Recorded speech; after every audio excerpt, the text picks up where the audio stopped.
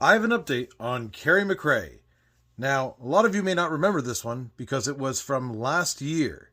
So, to give you a little refresher, watch this video here. Day one, going to vote. So Kari ran for school board, and while the music's all fun and upbeat, her platform was actually really cruel. You see the basketball. Pretty much the reason why I ran for school board and the reason why I'm taking on this responsibility is to ensure that students, at least in our town, are not being taught critical race theory, that they're not being taught that the country was built on racism, so they're not being taught that they can choose whether or not they want to be a girl or a boy.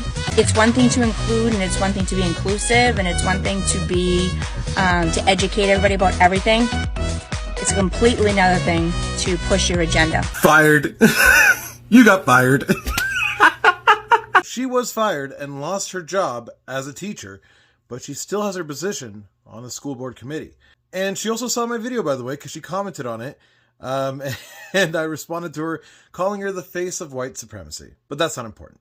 What is important is in my last video about her, I said this. She is running for state senate, which is horrifying, of course. So whoever she's running against has my full support. So who is it? Susan. We love Susan. I'm a huge Susan fan. Always loved her platform as of like a minute ago. She's been my favorite politician. This is who we're rooting for. So if you're in Massachusetts next year, there will be an election. Make sure you vote for Susan. Susan. We love Susan. What is she like? Okay, rainbow flag. Yeah, okay. So we're good. We're good. Full endorsement, Susan. And as you can see, still huge fan of Sally Marin.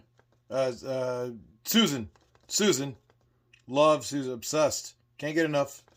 Anyway, Kari McRae lost that race. Look, here comes the consequence. But it's not due to my efforts, actually. But her sister Zoe, who played a voicemail that Kari McRae left for who she thought was her sister's father-in-law, but was actually her sister's husband.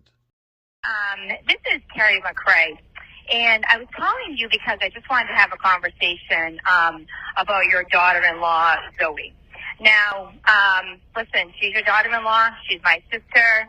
I believe she's acting very immaturely right now, but I just wanted to give you heads up that Zoe has been sitting in your office, at the office building, making TikTok videos and becoming kind of, I guess you could say, popular. And I am a conservative. I am running for state senate, and she is saying that the reason why my mother died was because I gave her COVID at my house. She's saying a lot of outlandish things. And the problem of why I'm getting you involved in this is because my campaign did research, and they checked my name to see if people are talking about me. And I have a big group of investigators that go and try to find like dirt on my opponent. Interestingly enough, some of the dirt is now being found on your daughter-in-law.